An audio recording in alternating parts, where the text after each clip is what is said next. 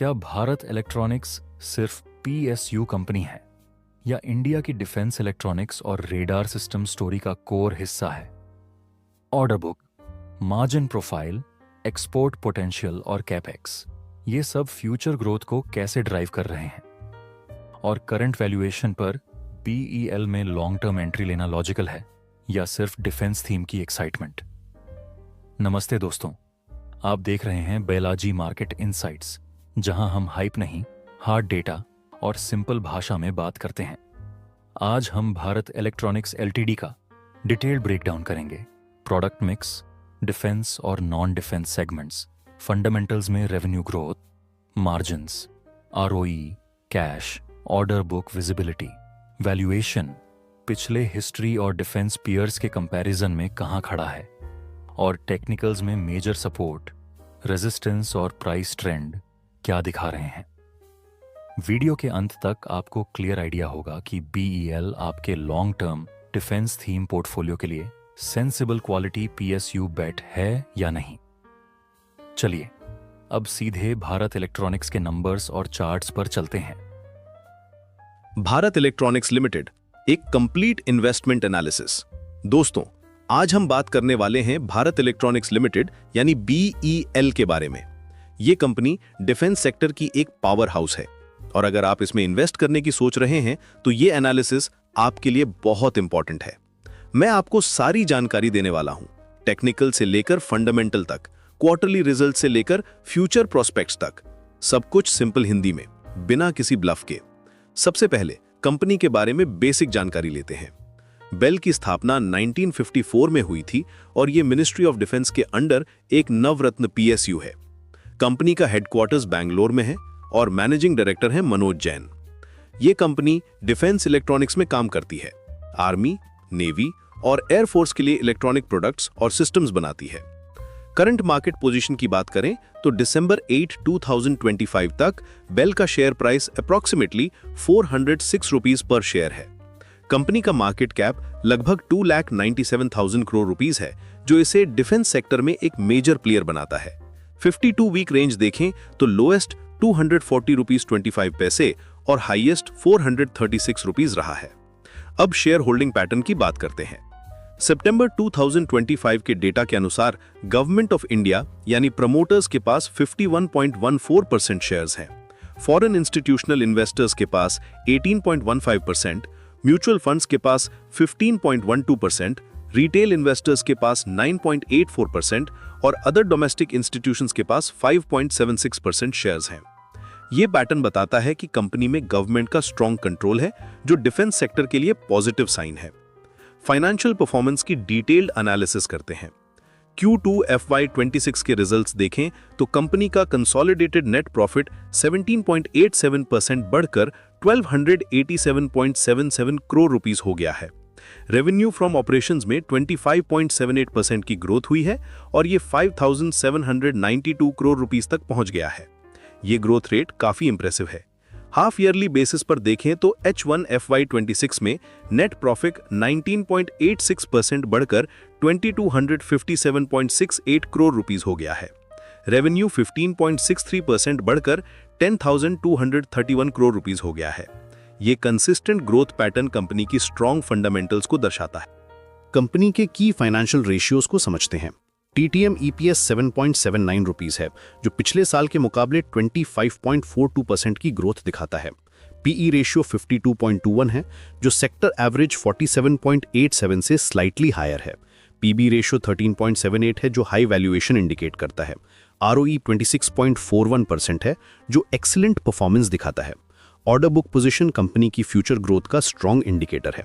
अक्टूबर 1, 2025 तक कंपनी का order book 74,453 crore rupees था।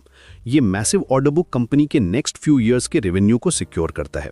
रीसेंट मंथ्स में कंपनी को एडिशनल ऑर्डर्स भी मिले हैं। सितंबर में 871 करोड़ रुपीस के ऑर्डर्स, अगस्त में 792 करोड़ रुपीस के ऑर्डर्स मिले हैं। बिजनेस सेगमेंट्स की बात करें तो बीईएल मुख्यतः डिफेंस इलेक्ट्रॉनिक्स में काम करती है। कंपनी के मेजर प्रोडक्ट्स में radars, communication systems, electronic warfare systems, tank electronics, naval systems और एरोस्पेस इलेक्ट्रॉनिक्स शामिल हैं। कंपनी का फोकस R&D पर भी है और इसने 2600 करोड़ रुपीस से ज्यादा का इन्वेस्टमेंट R&D और कैपिटल एक्सपेंडिचर में किया है। एक्सपोर्ट बिजनेस भी कंपनी के लिए ग्रोथ ड्राइवर है। करंटली एक्सपोर्ट्स कंपनी के टर्नओवर का 3 to 4% है, लेकिन कंपनी का टारगेट है इसे लॉन्ग टर्म में 10% तक बढ़ाना। Export order book approximately 326 million USD है, जो फ्यूचर ग्रोथ के लिए पॉजिटिव साइन है। टेक्निकल एनालिसिस की बात करें तो करंट प्राइस 406 रुपीस 70 पैसे के आसपास है। RSI 58.91 है जो न्यूट्रल जोन में है। बीटा 0.23 है जो लो वॉलेटिलिटी इंडिकेट करता है। वॉल्यूम एनालिसिस देखें तो एवरेज वॉल्यूम 16 मिलियन शेयर्स के आसपास है। डिविडेंड पॉलिसी की बात करें तो कंपनी ने 2.4 रुपीस पर शेयर डिविडेंड दिया है जो 0.59% यील्ड देता है। ये मॉडरेट डिविडेंड यील्ड है, लेकिन कंपनी का फोकस ग्रोथ पर ज्यादा है। कॉम्पिटिटिव पोजीशन देखें तो डिफेंस सेक्टर में BEL का स्ट्रांग पोजीशन है। मेजर कॉम्पिटिटर्स में HAL, BEML और प्राइवेट प्लेयर्स जैसे केन्स टेक्नोलॉजी शामिल हैं, लेकिन गवर्नमेंट बैकिंग और एस्टैब्लिश्ड रिलेशनशिप के कारण BEL का कॉम्पिटिटिव एडवांटेज है। फ्यूचर प्रॉस्पेक्ट्स की बात करें तो डिफेंस सेक्टर में गवर्नमेंट का इंक्रीज्ड फोकस पॉजिटिव है।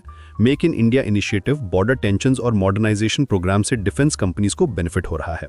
BEL के पास strong order book, R&D capabilities और गवर्नमेंट सपोर्ट है। रिस्क फैक्टर्स भी कंसिडर करने होंगे। PSU होने के कारण ब्यूरोक्रेटिक डिलेज हो सकती हैं। कंपोनेंट अवेलेबिलिटी इश्यूज भी डिलीवरी में डिले कर सकते हैं। हाई वैल्यूएशन भी एक कंसर्न है। Current PE ratio sector average से हायर है। क्वार्टरली रिजल्ट्स ट्रेंड देखें तो लास्ट फ्यू क्वार्टर्स में कंसिस्टेंट ग्रोथ दिख रही है। Q1 FY26 में भी स्ट्रॉन्ग परफॉर्मेंस था। नेट प्रॉफिट 24.86% बढ़ी थी। ये कंसिस्टेंसी कंपनी की ऑपरेशनल एफिशिएंसी को दर्शाती है। एनालिस्ट रिकमेंडेशंस मिक्स्ड हैं। कुछ एनालिस्ट्स बाय रिकमेंड कर रहे हैं स्ट्रॉन्ग फंडामेंटल्स और ऑर्डर बुक के कारण, कुछ होल्ड सजेस्ट कर रहे हैं हाई वैल्यूएशन के कारण। ओवरऑल कंसेंसस पॉजिटिव है, लेकिन वैल्यूएशन कंसर्न्स हैं। इन्वेस्टमेंट डिसीजन के लिए अपनी रिस्क एपेटाइट और इन्वेस्टमेंट होराइजन कंसिडर करें।